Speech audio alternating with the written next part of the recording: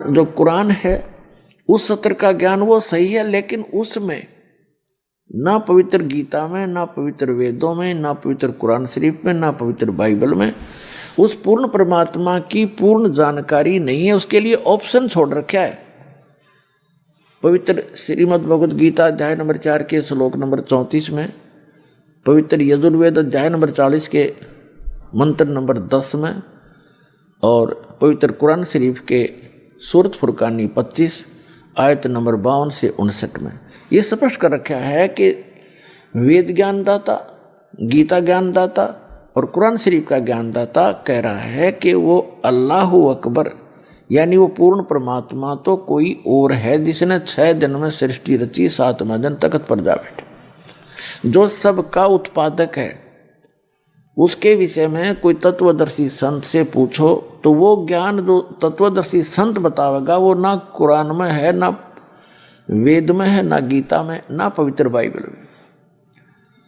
तो वो है कंप्लीट स्पिरिचुअल नॉलेज जो इनके अंदर नहीं है। तो ये जितने भी हैं ग्रंथ ये इनकम्प्लीट ज्ञान रखते हैं, और इनका ज्ञानदाता भी इनकम्प्लीट गॉड है, कंप्लीट गॉड नहीं है, पूर्ण परमात्मा नहीं है। इतनी सी बात। तो ये जो अब आपको ज्ञान प्राप्त है उस कंप्लीट गॉड के द्वारा दिया हुआ, पूर्ण परमात्मा के द्वारा दिया गया ज्ञान है। आज दास आपको उनका दिया हुआ ज्ञान एज ए टेप रिकॉर्डर सुना रहा है, और उस परमात्मा की कृपा के बिना अन्य इसको समझ नहीं सके। इस दास के समझ में आया। तो अब क्या होगा? अब हजारों वर्षों तक ये ज्ञान चलेगा, पूरे विश्व में शांति होगी। ये माया को इकट्ठी करने की जो दौड़ लग रही है, आग लगी पड़ी है प्रत्येक प्राणी के अंदर, ये इस ज्ञान से शांत होगी। अब पुण्यात्मा, आज जैसे किसी के पास कार है, कोठी है और सैकड़ों हजारों की एकड़ जमीन खरीद कर डाल रखी है, और चाहे वो प्रधानमंत्री बना हुआ है, चाहे सारी पृथ्वी का भी राजा है, और बहुत धन इकट्ठा करके सोने से सबसे भर रखे हैं उन्हें बैंक वगैरह, और कल मृत्यु होगी और परसों गधा बन जाएगा, खा के ये जीवन उसका। तो बिना ज्ञान के गोबर के भूंड की तरह हम गोबर इकट्ठा करते करते मर जाते हैं, पर सब्र नहीं हमारे। तो इस ज्ञान से सब्र होगा, इस ज्ञान से आत्मा हट जाएगी इससे कि क्या कर रहा हूं मैं, करना क्या चाहिए था, कहां डले ढो रहा हूं, ऐसे अनमोल जीवन को बर्बाद कर रहा हूं।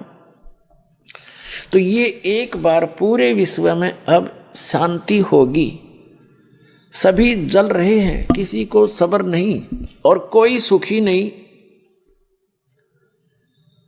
अब जैसे आपको बहुत बार बताया है कि दास एक बार गोवा गया हुआ था। गोवा समुद्र के किनारे एक शहर बसा हुआ है गोवा, वो प्रांत भी है गोवा।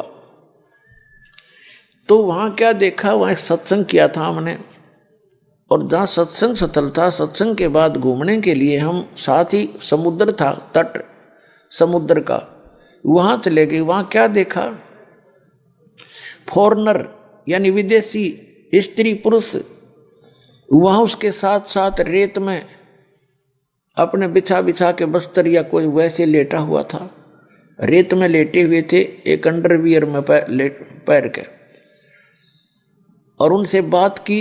एक आधे भक्त ने, हमने तो अंग्रेजी आवन थी, तो कहते आनंद आ रहा, आनंद यहाँ इनको। तो उसने बताया कि ये कह रहे हमें यहाँ आकर शांति प्राप्त होती है, और वो बता कि वहाँ हमारे बड़े बड़े बिल्डिंग हैं, फैक्ट्रियाँ चलती हैं, सैकड़ों नौकर, हजारों हमारे नौकर हैं। नमन में बड़ी हंसी आई है, दाता दया तेरी, देखिए रेत में सुख फिर वो डले क्यों ढोए तुमने, जहाँ सुखे नहीं आग आग इकट्ठी कर ली। तो जो सुख उनको वहां मिला, उन कोठी और बंगला में नहीं है, वहां तो आग लगी पड़ी है। और आग क्यों लगी है उन कोठी बंगलों में? क्योंकि भक्ति नहीं है। तो पुण्यात्माओं, फिर ये बात समझ में आओगी उनके। अभी तो वो वहां छोड़कर यहाँ समुद्र का किनारा आवे सुख प्राप्ति के लिए, और खाक सुख और रेत में के सुख है। 10 मिनट पाछे फिर 2 दिन पीछे फिर उस आग में जलना हो न जा करके। अगर जब सुख इतना हो करके ही है, सब कुछ त्याग कर एक लंगोट बांध कर सुख है, तो पहले से सीमित हो जाओ तुम। घर पे भी सुख हो जाएगा। तो ये आपको दास ये ज्ञान देना चाहता है कि केवल कबीर साहब परमात्मा ने बताया है, पूर्ण ब्रह्म ने, साईं इतना दीजिए जिसमें कुटुंब समावे, हम भी भूखे ना रहे, अतिथि ना भूखा जावे। ये धन मांगो और भक्ति करो डट के, और फिर आपको जो भी आवश्यकता होगी इस संसार की भौतिक आवश्यकता जो आपकी होगी, भगवान ढेर लगा देगा आपका आगे, अगर आवश्यकता पड़ी तो।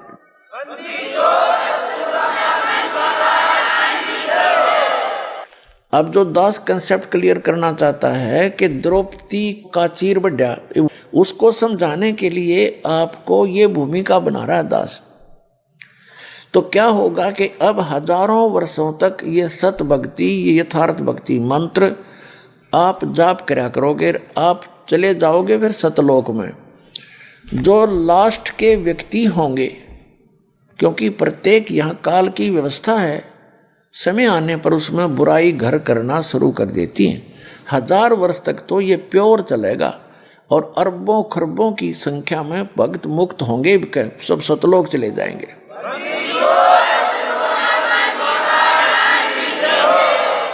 और फिर जो बाद के बचेंगे वो भगत तो होंगे, लेकिन उनमें बुराइयां घर कर जाएंगी, फिर वो पार नहीं हो सकेंगे। और उनके पीछे इस भक्ति से, क्योंकि ये यथार्थ भक्ति है, ये मूल मंत्र है, और ये भक्ति धन बहुत ज़्यादा संग्रहित हो जाता है थोड़े ही सुमन से, तो वो भक्ति धन उनके साथ होगा। फिर ये काल उनकी कैसे दुर्गति करेगा। जैसे आपको प्रथम मंत्र दिया जाता है, उसमें श्री ब्रह्मा जी, विष्णु जी, शिव जी और दुर्गा जी, गणेश जी, इनकी मजदूरी दी जाती है। यह कोई पूजा नहीं है। पुण्यात्माओं, हम इस स्पिरिचुअल नॉलेज को बिल्कुल नहीं समझ पाए, हमारे को अध्यात्म ज्ञान कति नहीं था। हमने जैसे किसी से बैंक से लोन ले रखा है और उसका लोन हमने उतारना है, तो हम उसकी पूजा थोड़ी कर रहे हैं। सहरस देवांगे तो हम इंसान नहीं, तो फिर इंसान भी नहीं, हम करते नहीं निभा रहे अपना। ऐसे ही जैसे हमारा कोई बिजली का टैक्स है और हम बिजली खर्च कर रहे हैं तो उसका बिल भरना ही है। हम जाएंगे वहाँ नमस्ते करते हैं, वहाँ के कैशियर से जो लेता है या अधिकारियों से मिलते हैं, उनको प्रणाम करते हैं, सभ्यता से पेश आते हैं। तो हम उनकी पूजा करने नहीं चाहते, हम अपना ऋण देने जाते हैं, जबकि टैक्स भी भरते हैं और प्रणाम भी करते हैं, क्योंकि सभ्यता यही कहती है। तो इसी प्रकार हम इन ब्रह्मा विष्णु महेश के ये जो हमारे ऊपर ऋण है, क्योंकि इनके लोक में हम रह रहे हैं, ये हमने इस मजदूरी दे देकर इनसे राहत प्राप्त करनी है। ये सिर्फ इतना काम है। और जब हम यहाँ से स्वदेश चलेंगे तो हमारे शरीर में कमल बने हुए हैं। कमल बीन ये बैरियर हैं आत्मा के लिए सतलोक जाने में, बाधाएं हैं। तो वो बाधाएं इन मंत्रों से क्लियर पाएंगी आपकी, फिर आप पहुंचोगे त्रिकुटी पे।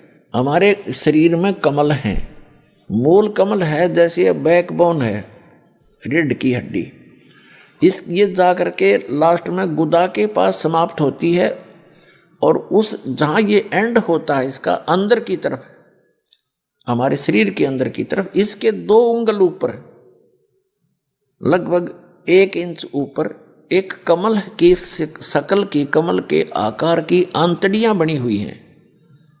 जैसे कमल के फूल के पत्ते होते, आंतड़ियों की ऐसी निशान से हैं। अब तो भक्ति है नहीं आपकी, तो वो ऐसे चिपके हुए हैं जैसे खाली ब्लेडर होता है। और जब भक्ति शुरू होगी तो उनके अंदर ये मंत्र से हवासी भरी जाएगी और वो अंदर की नसें तन जाएंगी।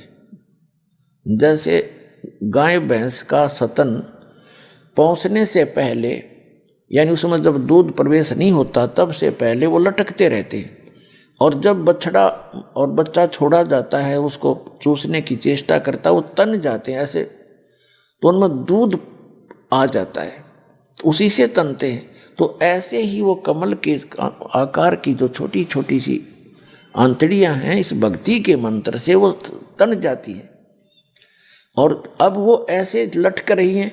अब वो जब खिल जाएंगी, ऐसे खुल जाएंगी तो अंदर से एक चमक निकलेगी, बिल्कुल सर्च लाइट जैसी, बिल्कुल बारीक सी, और तब वो समझो खिल गई। तो अब हम फिर हमारा वो क्लियर हो गया, ये समझ लो वो बैरिगेड क्लियर हो गया। हमने किसी कमल में प्रवेश नहीं करना है, क्योंकि ये तो एक रास्ते में आपके मार्ग में ये काल की दुकान है।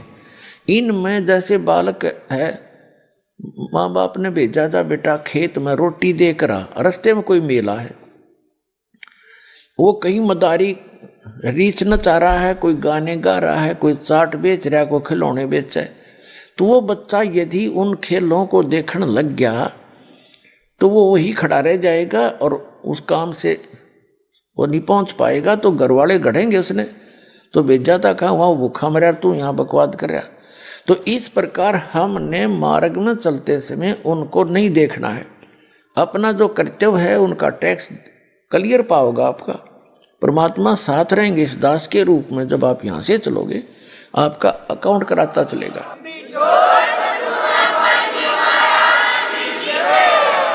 तो वहां आपको बहुत सा प्रलोभन दिया जाएगा कि आपका तो बहुत पैसा बच गया है, यहाँ पर आपका तो बहुत कमाई शेष है, देखो यहाँ पर ठाठ करो, ये करो, ऐसा। तो आपने हाथ जोड़ लेने कि ना इस छोड़ो इस कमाई ने, तो वो कमाई फिर वो क्या करेंगे, आपकी सतलोक जाने वाले अकाउंट में डिपॉजिट कर देंगे, अगर आप वहाँ उसके लोक में प्रवेश नहीं करोगे। ये तो रेस्टोरेंट खोल रखे इन्होंने, आपसे टैक्स लेते हैं, आपकी पूंजी नष्ट करवा देते हैं। जितने भी स्वर्ग हैं ये रेस्टोरेंट है। तो फिर आप जाओगे, इसके ऊपर है फिर सावित्री और ब्रह्मा जी का कमल है।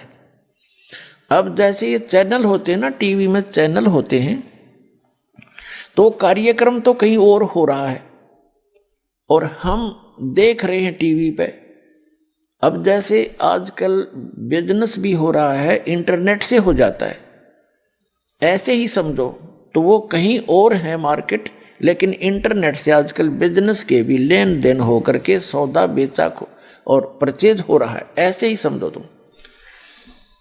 तो ये तो एक इंटरनेट का सिस्टम है हमारे शरीर के अंदर, उस गॉड का, परमात्मा का। फिर उसके बाद हम नाभि कमल में विष्णु और लक्ष्मी जी का एक कमल है, उसकी 8 पंखड़ियां हैं, सावित्री ब्रह्मा वाले की 6 पंखड़ियां हैं। फिर ये दोनों सतनों के बीच में यहाँ एक कमल है, रीढ़ की हड्डी के साथ चिपका हुआ। ये शंकर भगवान जी का, पार्वती जी का ये यहाँ बैरियर है, इनका कमल है, इनका भी आपको मंत्र दिया जाता है। उसके बाद ये कंठ कमल है, ये कंठ है, इसके बैक में ये रीढ़ की हड्डी यहाँ थोड़ा सा बैंड होती है इससे पहले, तो यहाँ ये थोड़ी सी चौड़ी ज़्यादा है। तो यहाँ पर वो दुर्गा जी का स्टेशन है, बैरिगेटर है, बैरियर समझो इसको। उसकी 16 पंखड़ियां हैं और शंकर भगवान वाले कमल की 12 पंखड़ियां हैं। इसके बाद फिर आगे जाएंगे, त्रिकुटी पर पहुंच जाएंगे। त्रिकुटी तो एक कॉमन इंटरनेशनल एयरपोर्ट समझ लो, वहाँ तो सभी साधक जाते हैं। वहाँ जाने के बाद फिर उनको 3 रास्ते हो जाते हैं, त्रिवेणी बोलते हैं उसको, 3 रास्ते। तो वो त्रिवेणी का जो सामने वाला रास्ता वो ब्रह्म रंध्र कहलाता है,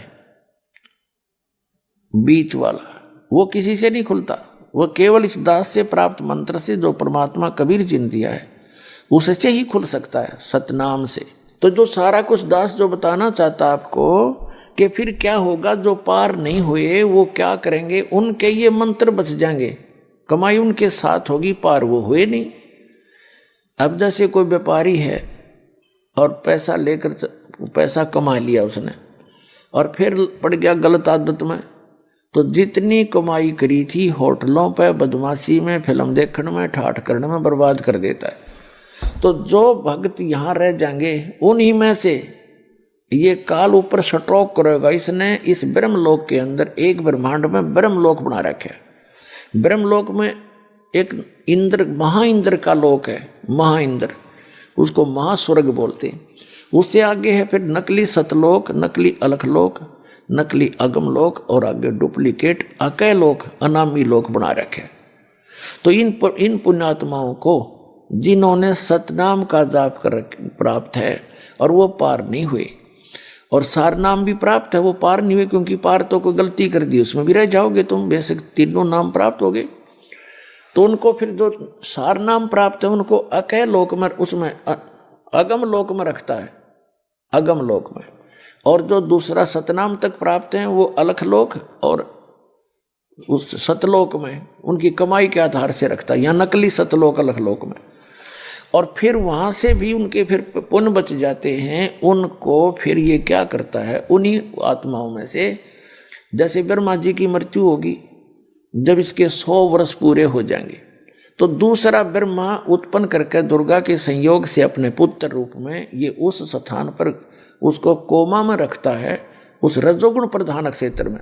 जिन्होंने इस दास के सत्संग बहुत सुन रखे हैं वो आसानी से समझ सकते हैं।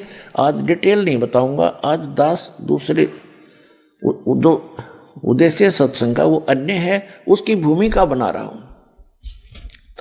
तब आपके समझ में आवेगा।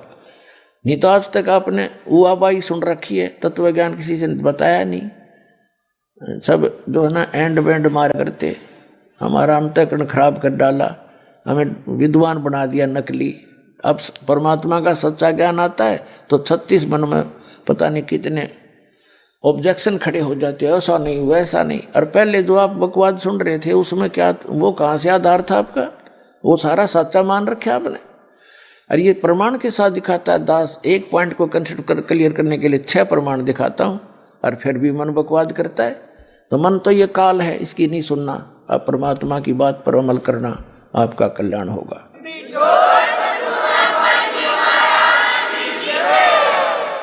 तो फिर ये क्या करता है, जैसे फिर 7 ब्रह्मा की मृत्यु के बाद एक विष्णु जी की मृत्यु होती है, तब उन्हीं पुण्यात्माओं में से जो अब भक्ति करेंगे, ये सही भक्ति कर लेते हैं, इनकी पार होते नहीं, इनके पास भक्ति धन जो का त्यों रह जाता है, उन्हीं में से फिर ये विष्णु जी बना तैयार करके रखेगा, उसको विष्णु के पद पर रख देगा। फिर 7 विष्णु की मृत्यु के बाद एक शंकर जी की मृत्यु होगी, तमोगुण शंकर की।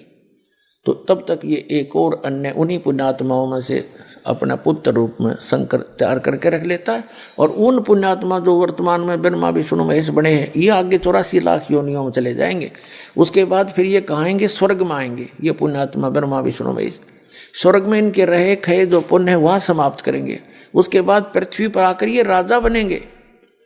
ऐसे थोड़ा जल्दी से खत्म होता है, इतना धन इकट्ठा हो रहा है आपका। राजा बनकर फिर ये नरी को वध करेंगे, कहीं शिकार खेल लेंगे, एक दूसरे के राज को हड़प करने के लिए लाखों लोगों को मरवा डालेंगे, मार डालेंगे और गुटी सूटी लाओगे और नरी बकवाद करेंगे। यानी इनके पुण्य समाप्त होंगे, पाप की वृद्धि शुरू हो जाएगी और अगले जन्म में ये गधे बना दिए जाएंगे। तो ये पूरा प्रोसेस है इस काल भगवान का।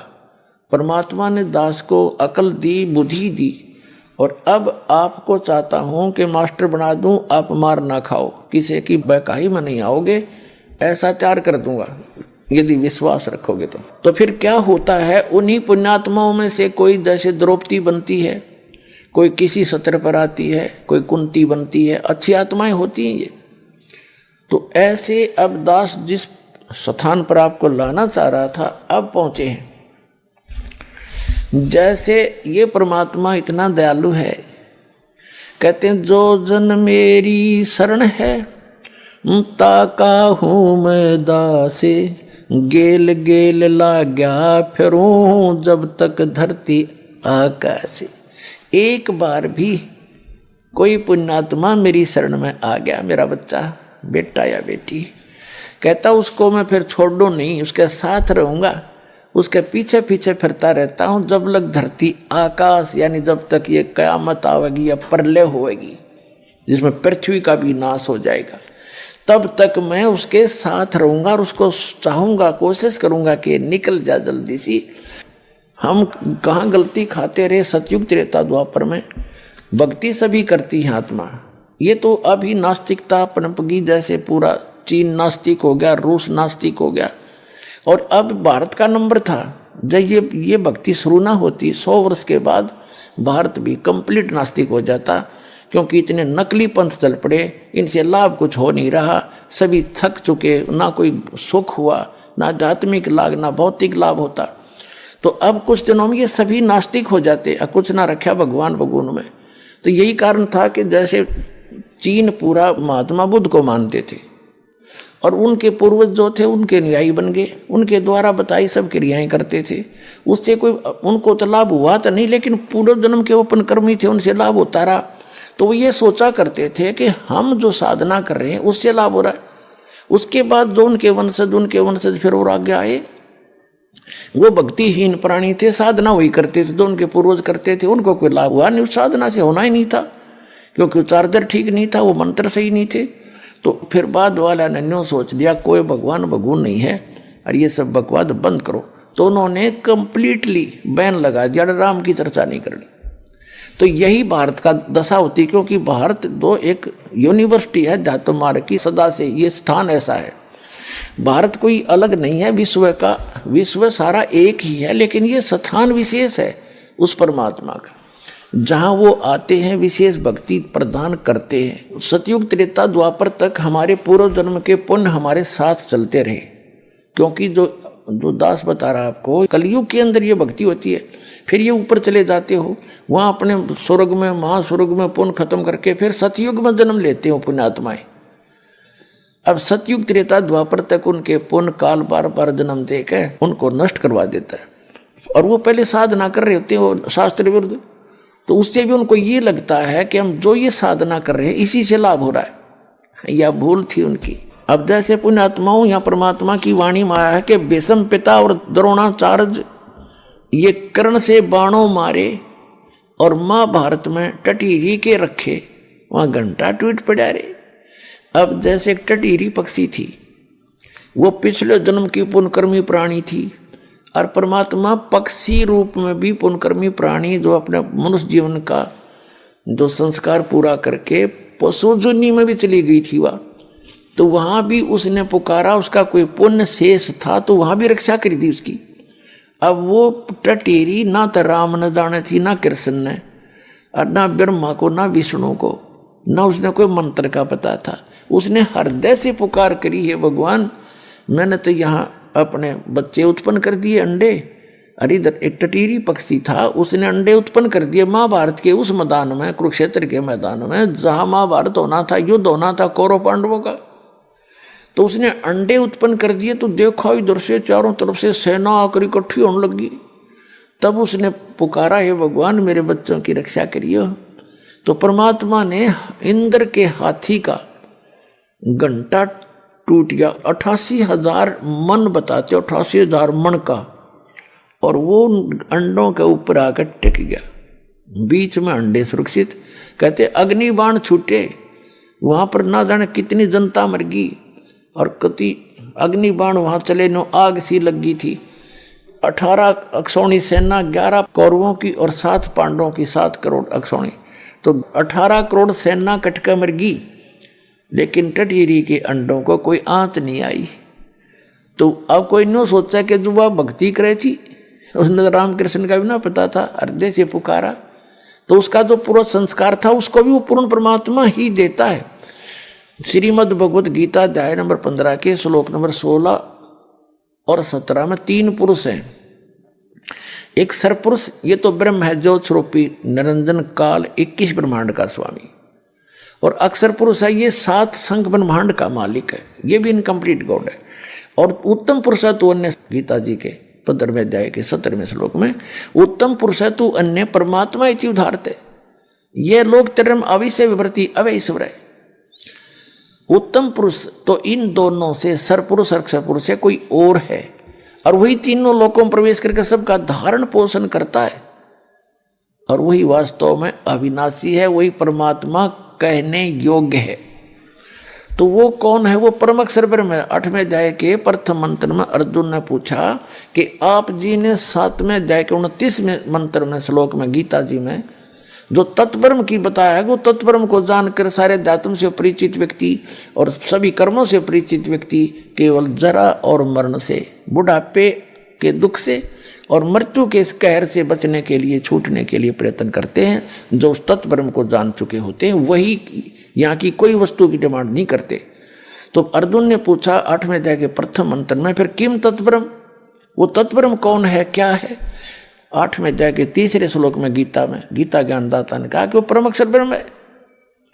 तो वो परम अक्षर ब्रह्म है। तो गीता जी के अध्याय नंबर 15 के श्लोक 17 में कहा उत्तम पुरुषत्व है, ये वो परम अक्षर ब्रह्म है और यही तीनों लोकों में प्रवेश करके सबका धारण पोषण करता है। जब भी इन ब्रह्मा विष्णु महेश पर भी आपत्ति आती है, क्योंकि ये भी तो उसी के बच्चे हैं, इसी की साधना करके ये इस पद को प्राप्त है, तो इसका इन्होंने वादा किया है कि जो जन मेरी शरण है ताका हूं मैं दास, और गेल गेल लाग गया फिरो जब तक धरती आकाश है। तो पुण्यात्मा जो दास आपको बताना चाहता था कि जैसे आप जी को ये भ्रम था कि मैं छोटी मोटा कोई सुख शांति आपको प्राप्त है और आप सोच रहे थे मैं माता की पूजा करता हूँ या हनुमान जी की करता हूँ या विष्णु जी की करता हूँ या कोई और किसी संत की शरण में जाकर शास्त्र साधना प्राप्त हो, और आप सोचते हो मुझे संत से लाभ मिला है, ये आपकी भूल है, अध्यात्म ज्ञानहीनता है। उनसे लाभ हो ही नहीं सकता आपको। अरे ऐसे लाभ तो टटीरी को मिल गए जो कुछ भी भक्ति ना करे थी। ये बताना चाहता दास कि वो कौन सी भक्ति कर रही थी, वो पूर्व संस्कार से ही मिला उसको। कहते हैं वहां उसके बच्चों की रक्षा करती और करने वाला वही है, ये याद रखना। कौन है वो? अल्लाह अकबर है। वो अल्लाह बड़ा, अल्लाह अकबर माने बड़ा भगवान, अल्लाह कबीर, यानी हम उसको पूर्ण परमात्मा, परम अक्षर ब्रह्म, उत्तम पुरुषत्व वो कहते हैं। वही सबके काम सारता है, उनके संस्कार वश भी वही आकर के वो पूरे करता है। कहते हैं सोचल छिद्र मैं करूं अपने जन के काज। अब जैसे दास आपको बताना चाहता है कि दुर्योधन और दुशासन को द्रौपदी तीर उतारे, अंधे को कोपीन दी थी। ये है सुख संवेद जो दास आपको सुनाने जा रहा है, जो परमात्मा से प्राप्त। आदरणीय गरीबदास साहिब जी ने अपना एफिडेविट दिया, बोला अमृतवाणी से सुना रहा, उनकी अमृतवाणी से, कि अंधे को कोपीन दी थी और बढ़ गए अंत पारे। अब ये द्रौपदी कौन? ये भी उसी की बेटी, उस परम अक्षर ब्रह्म की। उसने कभी इस भक्ति युग में, सतयुग, इस कलयुग के भक्ति युग में जो भक्ति की हुई थी पार हुई नहीं, निर्भाग्य यही रहेगी हैं। और फिर वो ऊंचे ऊंचे लोकों में रही, फिर वहां से। अब जैसे दुर्गा जी ने श्राप दिया था ब्रह्मा जी को और गायत्री और पोपवती को, उन्होंने झूठ बोली थी, तो उसके बाद इस काल ने भी इसको श्राप दिया था कि तू द्रौपदी के रूप में जागी और तेरे 5 पति होंगे।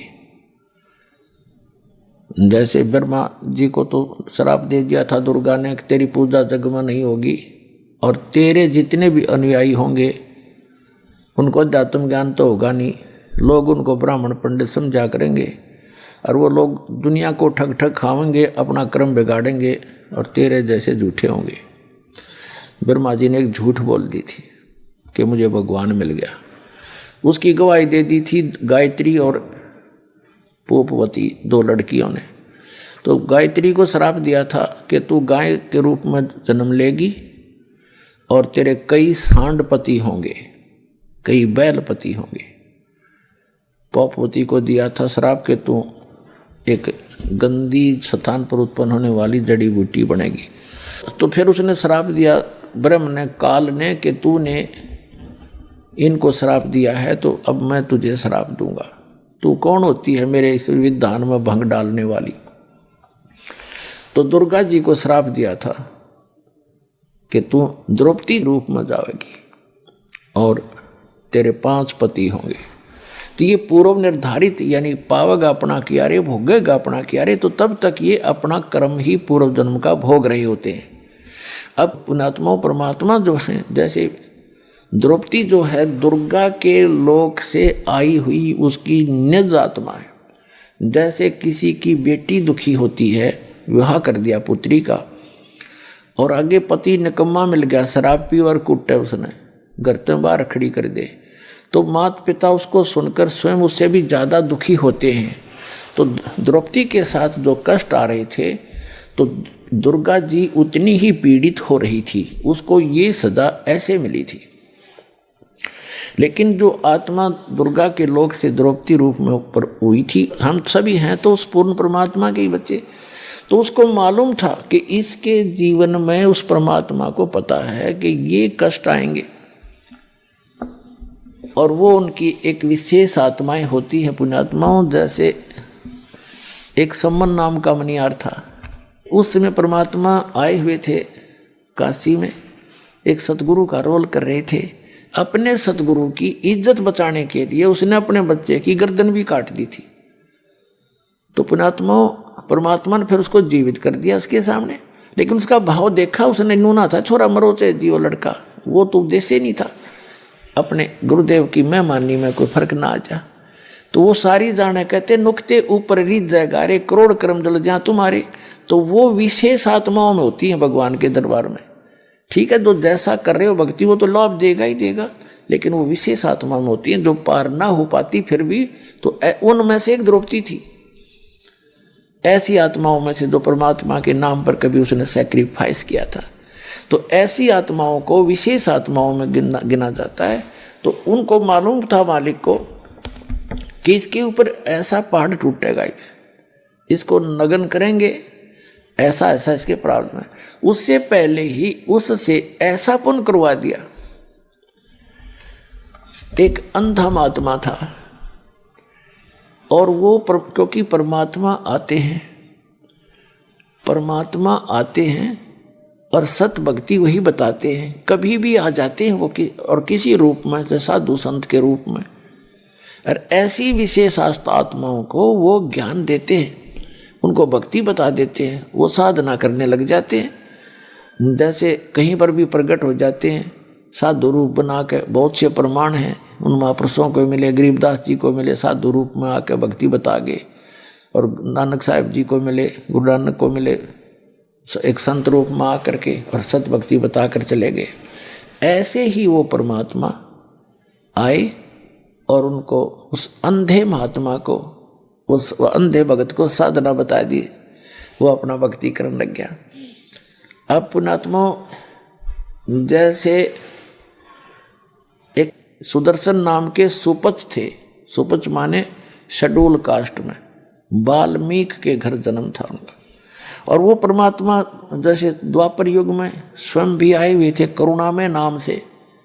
तो सुदर्शन जी उनके शिष्य थे। अब पांडवों की यज्ञ का प्रकरण बाद में सुनाएंगे आपको, ये लंबा प्रकरण हो जाता है। तो सुदर्शन जी को निमंत्रण दिया गया था जब उन पांडवों की यज्ञ पूर्ण नहीं हुई थी।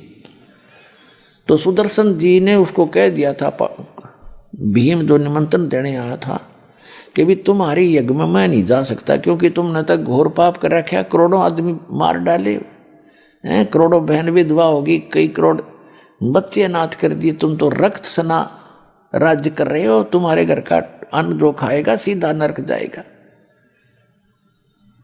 तो परमात्मा से आकर के अपने गुरु जी रूप में आए थे भगवान कबीर जी, करुणामय नाम से द्वापर युग में सुदर्शन जी ने कहा था कि भगवान ऐसे ऐसे, उस युधिष्ठिर राजा का भाई भीम आया था और मैंने उसको ऐसे ऐसे बोल दिया, गलत तो नहीं कह दिया भगवान। परमात्मा ने कहा कबीर जी ने, करुणामय जी ने, कि बेटा बिल्कुल सही कहा, आपने बिल्कुल सही कहा, और बच गए बढ़िया रहेगा, ना तो नरक है नेरा, वहाँ जो रोटी खाओगा नरक में जाएगा, और वो फिर आओगे बेटा, उनका यज्ञ पूरा ना हो। तो सुदर्शन जी ने सोचा तू खिसक ले यहाँ तक। सुदर्शन जी तो चले गए सैर सपट्टे को, अपनी झोपड़ी छोड़ के, और पांडवों ने ताना ही था। कृष्ण जी लाए, फिर उनको दोबारा अब सुनाऊंगा कथा बाद में। पहले एक आपका कंसेप्ट क्लियर करना चाहता हूँ जो दास आपको सुनाने जा रहा है, क्योंकि ये इतना मार्मिक ज्ञान है आपने आज तक सुना ही नहीं, और वो अधूरा ज्ञान आपके अंदर खचाखच भरा हुआ है, इनकम्प्लीट, और वो जब तक निकलेगा नहीं इसे उदाहरण दिए बिना। तो सुदर्शन जी चले गए, उधर से कृष्ण भगवान उन सबको लेकर गए कि तुम चलो और हाथ पैर जोड़ो, सुदर्शन को लाओ, उसी से तुम्हारा कल्याण होगा। सुदर्शन जी तो झोपड़ी छोड़ के वहां स्वयं परमात्मा कबीर जी सत्य पुरुष, अमर पुरुष, परम अक्षर पुरुष सुदर्शन रूप बना कर बैठ गए। तब पांडवों का यज्ञ पूर्ण किया। नाम सुदर्शन का, कहते करे करावे साइया मन में लहर उठा, दादू सरदर जीव की आप बगल हो जा। तो उसको महिमा की भूख नहीं मालिक को, वो तो समर्थ है। और महिमा बनी सुदर्शन की, काम किया खुद दाता ने। ऐसे ही समझो वो जो अंधा महात्मा था भक्त, वो परमात्मा आते हैं, जैसे करुणा में रूप में भी आए हुए थे, तो उनसे मिले, उनको ज्ञान दिया। उस भक्ति से वो अपनी भक्ति कर रहा था, सत्य भक्ति कर रहा था वो अंधा महात्मा। तो वो किसी कारणवश अंधा महात्मा तो कहीं और चला गया। उधर से परमात्मा को मालूम था कि द्रौपदी का विवाह होने वाला है और ये चली जाएगी, फिर यहाँ इसको मेल हो नहीं पाएगा, कोई आगे समस्या पैदा हो जाएगी। ये राजा लोग इसे खतरनाक होते हैं और फिर शायद व्यवस्था ना बने इस बेटी को कोई भक्ति भाव की। और वो श्री कृष्ण जी को अपना गुरु मान बैठी थी। आगे चल के विवाह होने के बाद उसने श्री कृष्ण जी को अपना गुरु बना लिया। उससे पहले, विवाह से पहले की बात है, तो राजा द्रौपद ने गंगा के किनारे पर, गंगा दरिया के किनारे पर एक लेडीज घाट बना रखा था। और वहाँ उस द्रौपदी हजारों सहेलियों के साथ, सैकड़ों सहेलियों के साथ प्रतिदिन मुंह अंधेरे वक़्त से उठकर स्नान करने जाया करते थे। उस क्षेत्र में जेंट्स का जाना अलाउड नहीं था। अब वहाँ वो महात्मा, अंधे महात्मा का रूप बनाकर स्वयं परमेश्वर वहाँ चले गए। एक लंगोट था, तन पर बांध रखा था। वो महात्मा ऐसे ही बांधा करता था और वहाँ आसपास वो वेल नोन था, सभी जानते थे त्यागी ब्रागी महात्मा है। और लेकिन वो जंगल में अधिक रहता है, जल्दी मनुष्यों के रूबरू बहुत कम होता है। तो वो उस महात्मा का रूप बना के परमात्मा, और उनके गंगा का पर जो घाट बना हुआ था बहनों का नहाने का, उससे डाउन स्ट्रीम में जिधर जल जा रहा था बहता हुआ दरिया का, उससे लगभग 200-300 फुट पर वो स्नान करने लगा दरिया में बढ़कर घाट से बाहर। उनका लंगोट टूट गया। उनका लंगोट जो एक बांध रखा था, कोपीन बोलते, एक लंगोट ही बांधते पर्दे पर, उसको कोपीन कहते हैं। ओनली 6-7 इंच चौड़ी वो एक पट्टी सी होती है। और कमर के ऊपर जैसे बेल्ट बांधते हैं ऐसे एक धागा बांध लेते हैं, वो डोर के उसको आगे पीछे लपेट लेते हैं, दैट्स ऑल। तो वो संत, वो लीला देखो, दास अब उसको अंधा महात्मा ही कहेगा क्योंकि मालिक उसका रोल, जैसे हम सुदर्शन को ही महिमा देते हैं तो अब भी उस अंधे महात्मा के ही रोल में मालिक रोल कर रहे थे, ऐसा ही बताएंगे। तो अंधा महात्मा स्नान कर रहा था और उसकी लंगोट टूट गया। पहले तो किनारे पर थोड़ा सा खड़ा था, नहा रहा था, फिर उसने देखा लड़कियां आ रही थी, सुबह का समय था, और लड़कियां चलती हैं तो बोलती बतलाती, कोई कोई चर्चा करती हैं, सैकड़ों की संख्या में, तो दूर तक आवाज़ जा रही थी। महात्मा जी ने सोचा कि आप तो गलत आ गया, मैं तो यहाँ कोई लेडीज घाट दिख है। ऐसी लीला करते हुए वो अंधा महात्मा गहरे पानी में चला गया कि मैं एक लंगोट में हूँ और बच्चे आगे हैं, लेडीज हैं, और मुझे शर्म आवेगी बच्चों के सामने। वो इतने पानी में चला गया और वहाँ अपना स्नान कर रहा है। कुछ देर में क्या हुआ, कैसे मलते मलते उसकी वह लंगोट टूट गया, वह कोपीन भी जल में प्रवाह होगी चली गई। अब वो निवस्त्र हो गया। अब उस द्रौपदी जब किनारे पर पहुँचे, देखा आसपास एक साधु स्नान कर रहा है, और जो पुण्य आत्मा होती है उनको भगत दिख जा या कोई साधु रूप में दिख जाओ, भी भगत ही होता है, भगवान का प्यारा जो मालिक को याद कर रहा होता है। तो उसके लिए उसकी एक विशेष तरफ बनती है। तो द्रौपदी ने सोचा महात्मा है और भगवान की चर्चा करेंगे इससे। जब ये स्नान करके बाहर आ जाएगा तब तक हम भी स्नान कर लेती हैं। उन्होंने ऐसा सोचकर वो स्नान करने लगी। घंटा आध घंटा उन लड़कियों को लगा। नहाकर कपड़े बदल कर वो खड़ी हुई, देखा महात्मा चला तो नहीं गया। तो उसने क्या देखा कि वो महात्मा ना स्नान कर रहा है और इन दोनों बाजुओं से नीचे तक पानी में गंगा में खड़ा है और हाथ ऐसे मार रहा है जैसे कोई चीज ढूंढ रहा हो। तो द्रौपदी को गॉड गिवन कुछ कॉमन सेंस अच्छी थी। वह समझ गई कि महात्मा का बाहर तो कोई वस्त्र दिखाई देता नहीं और हो ना हो इनका कौपीन बह गई हो। फिर कुछ दिव्य दृष्टि थी द्रौपदी के पास। उसने देखा कि सचमुच महात्मा तो नंगे हैं और ये बाहर आएंगे भी नहीं। और चलो हम ना बात करेंगी तो सारा दिन इसमें रहेगा, रात्रि में निकलेगा यो, इतना इज्जत वाला व्यक्ति है। तो लड़की ने सोचा महात्मा दुखी होगा। तो उसी समय उसने अपनी साड़ी से, एक राजा की लड़की, विचार करना पुण्यात्माओं कितनी कीमती साड़ी पहन रही होगी।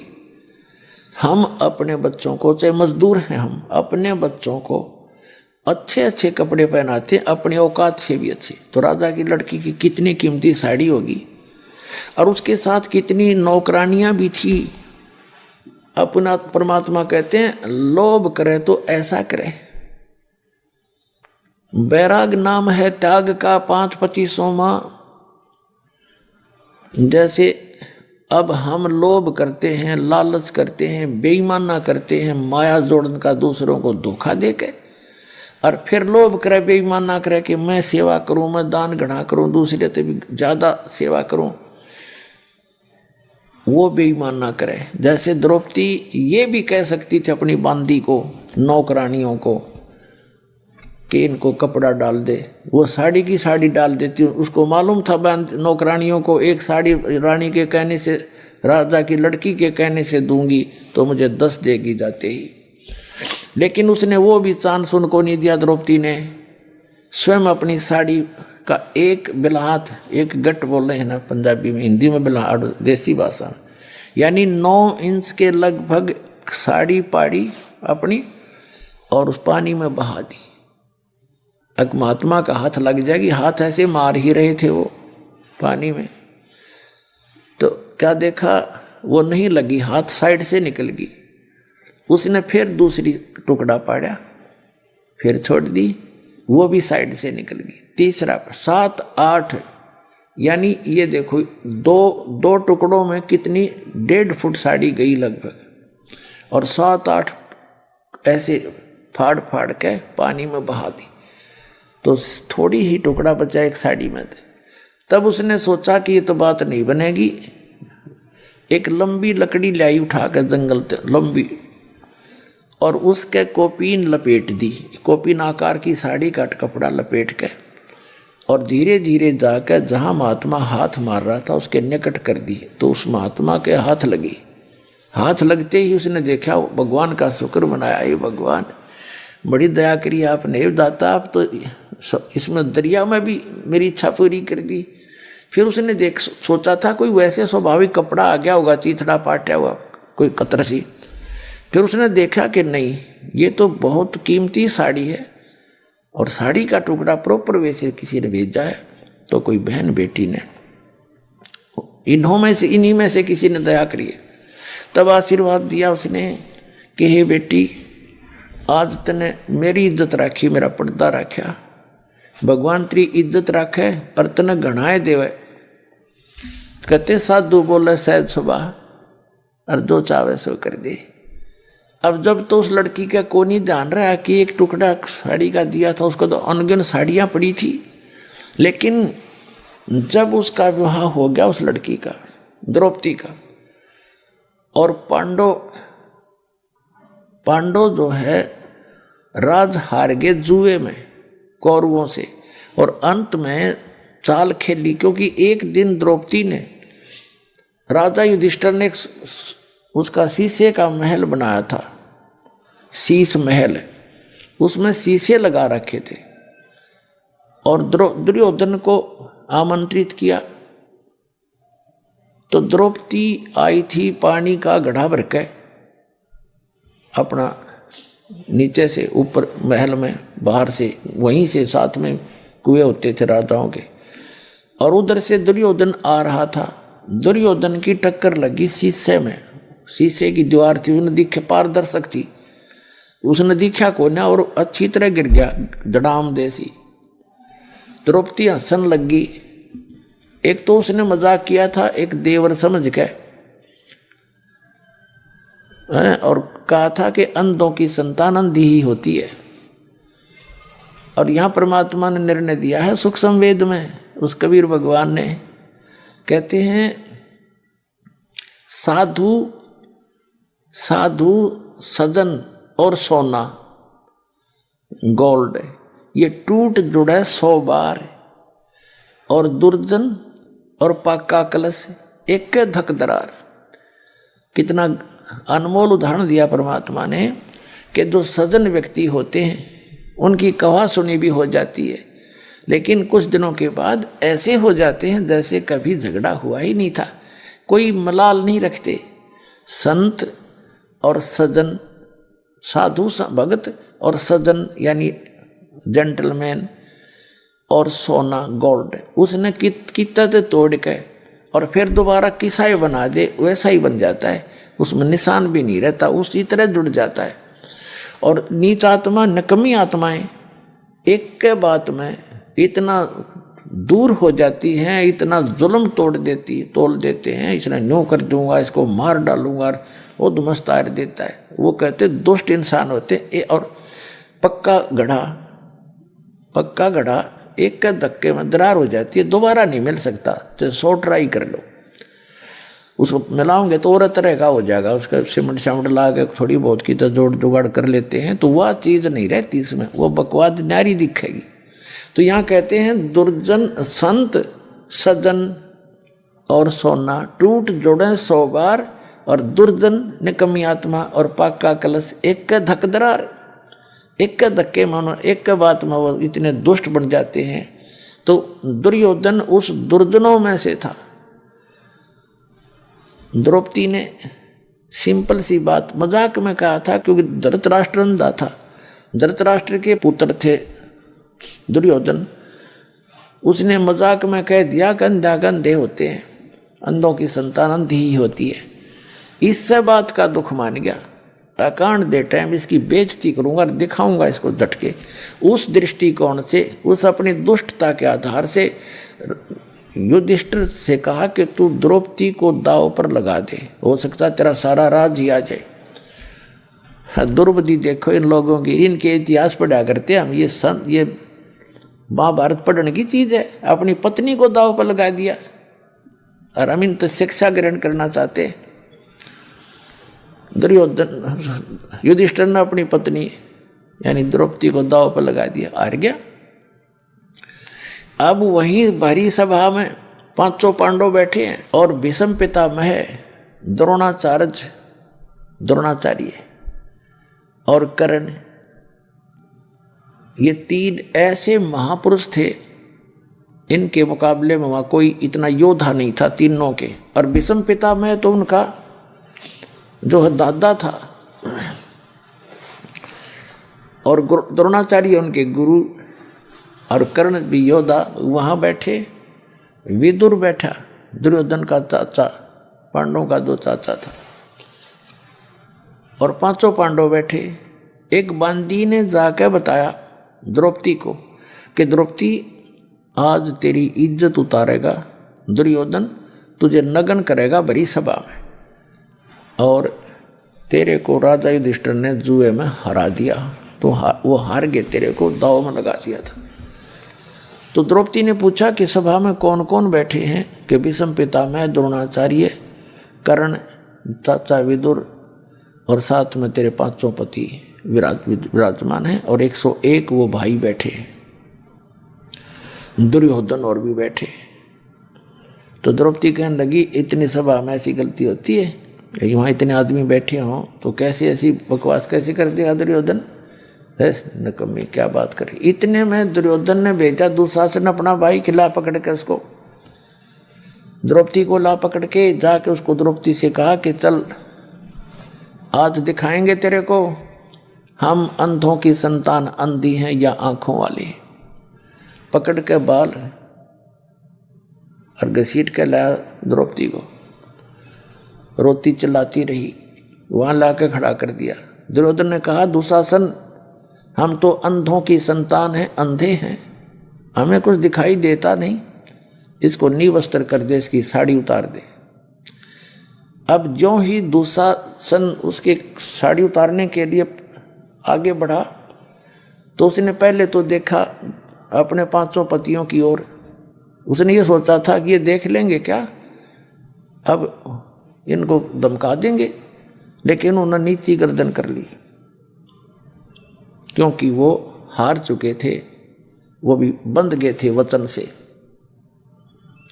फिर उसने देखा भीष्म पितामह द्रोणाचार्य की ओर, उन्होंने भी कोई उत्तर नहीं दिया, नीची गर्दन कर ली, क्योंकि वो भी उस गंदे अन्न को खाकर, युधिष्ठिर के अन्न को खाकर उनकी आत्मा मलिन हो गई थी।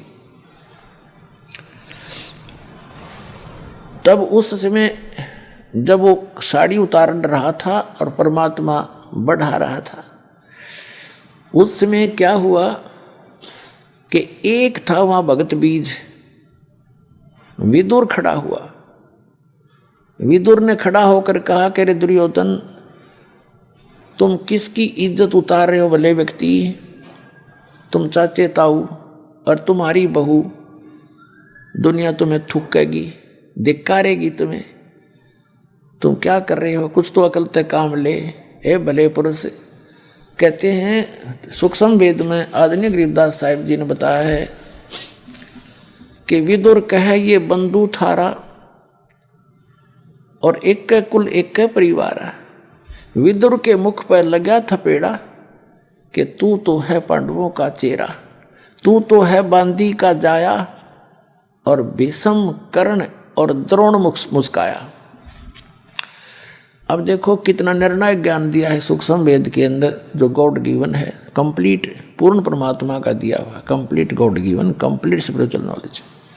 इसमें गरीबदास साहिब जी ने बताया है कि सूक्ष्म वेद में प्रमाण दिया है कि एक व्यक्ति था उस सभा में, उस पंचायत में, जो पंचायती होना चाहिए।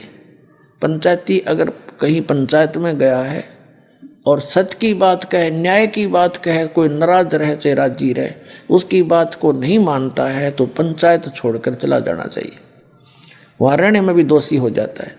तो विदुर ने जब न्याय की बात की, एक था वहाँ पंचायती, उसने खड़ा होकर कहा, अरे विदुर कहे ये बंधु तुम्हारा भाई बंध है और एक के कुल तुम्हारा एक ही परिवार है। विदुर के मुख पर लगा थपेड़ा, दुशासन ने थप्पड़ मारा अपने चाचा के, और तू तो है इन पांडवों का चमचा, तू तो इनका इनने की तरफ बोलता हमेशा ही। कहते हैं तू तो है बांदी का जाया, क्योंकि विदुर की उत्पत्ति एक बांदी से हुई थी। तो उस बात पर जब दुशासन ने ये कहा कि तू तो है बांदी का जाया, भीष्म द्रोण और कर्ण मुस्काया। वो तीनों योद्धा भीष्म पितामह द्रोणाचार्य और कर्ण कहते हैं दांतरे काटे, दांतरे हंसे, जबकि उनको खड़ा होकर कहना चाहिए था निकम्मे, खबरदार जब ने तेरा अपने चाचा का हाथ लगा दिया, तेरे जैसा दुष्ट नहीं, निकम्मी आत्मा, और सभा छोड़ देनी चाहिए थी। कहते वो हंसे इस बात पर जब उन्होंने न्यों कहा तू तो बंदी से उत्पन्न है ना, तेरी तो ऐसी ही गुलामों वाली ही वृत्ति है और तो इनका चमचा है। इस बात पर वह तीनों हंसे, जबकि गुरु पद पर बैठा व्यक्ति हंस रहा इस बात पर। धिक्कार। अरे इन इतिहासों को पढ़ा करते हमारी से हम अपना कल्याण चाहते थे और समाज सुधार चाहते थे। तो कहते हैं जब द्रौपदी ने देखा, विदुर चला गया उठ के, अब द्रौपदी ने देखा ये तीनों हंस रहे इस बात पर। अपनात्माओं, जो आज दास ने कथा सुनाई थी गज और गरा की, हाथी और मगरमच्छ की, जब तक उन्होंने अपने अंगे का प्रयोग किया वह दुखी रहे, और जब उन्होंने मालिक याद किया तो फैसला हो गया उनका। तो हम जब तक अपनी बकवादों में अपना हंगा प्रयोग करेंगे मालिक दूर रहे से, और जब हम उस मालिक को याद करेंगे, यहाँ संसारिक साथी तरह कोई आपका कोई साथ नहीं देगा। आप देख लेना, हमने तो खूब आजमा रखा है। जब हम मालिक की शरण में आते हैं तो उसी को पुकारें। जब द्रौपदी ने जब सारे उसके देख लिया कि कोई भी संसारिक सहयोग तुझे नहीं मिल रहा है, तब मालिक याद आया। अब देखो आपत्ति में सब पुकारे हैं, सब ने पहले माँ बाप ने याद करें, फिर हे भगवान बचाइए, लेकिन उनकी पुकार नहीं सुनी जाती क्योंकि उनके पूर्व जन्म का कोई संस्कार नहीं होता। अब वो एक बिलहात 1 9 इंच का दिया हुआ कोपीन का कपड़ा सुपात्र को कुपात्र को दिया हुआ दान भी विफल होता है। तो सुपात्र को दिया हुआ वो नेसेसिटी थी उसकी, जैसे मेरे साथ दुआन रहे हैं और कपड़े मांगते हैं और सामने बेच कर दारू पी लें, ऐसे दुष्टों को दिया हुआ तो यूजलेस है वो।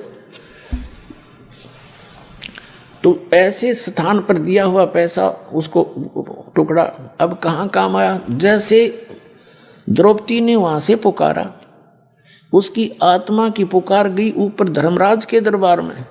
ऑटोमेटिक सिस्टम है यहाँ का। अब तो आपको और आसानी तो समझ में आ जाएगा, इंटरनेट वगैरह लग गए, समझदार मालिक ने पहले याद आया न्याय करी है कि अध्यात्म मार्ग तो इससे और एफिशिएंट है और बहुत ज़्यादा सुपीरियर है इससे। तो यहाँ से पुकार गई ऊपर, एकदम वहाँ घंटी बजती है ज़बरदस्त। जब जिसी पर आपत्ति आती है, धर्मराज ऑटोमेटिकली उस आत्मा का अकाउंट खुल जाता है और धर्मराज उस पर ध्यान जाता है कि इस लड़की पर ये आपत्ति आई इस आत्मा पर, तो वो ये देखता है इसका कोई ऐसा संस्कार है जिससे मैं इसकी मदद करवा सकता हूँ। तो उसने क्या देखा कि ये एक अंधे महात्मा को कपड़ा दिया लड़की ने, और उसका फिर बेनिफिट देखा उसी में कंप्यूटर में, उसमें देखा इसमें तो कितना ही दिया जा सकता है। तो वहां से रिफ्लेक्ट होकर वो उसकी पुकार कहाँ आती है। जैसे श्री कृष्ण रूप में उनके गुरुजी थे द्रौपदी के, श्री कृष्ण जी। श्री कृष्ण जी तो द्वारका में अपनी पत्नी रुक्मणी के साथ वहाँ शतरंज खेल रहे हैं और वहाँ से वो रिफ्लेक्टेड आई पुकार शक्ति। श्री कृष्ण जी पासे डालना चाहा, जैसे शतरंज खेलते हैं ना, पासे होते हैं इनके, और उसमें बोलते हैं पासे डाल के कोई पौ 12, कोई कच्चे 11, पक्के 12, पक्के 18 ऐसे। तो जो ही श्री कृष्ण जी ने पासे डाले, एकदम हाथ उसका ऐसे होगा आशीर्वाद की।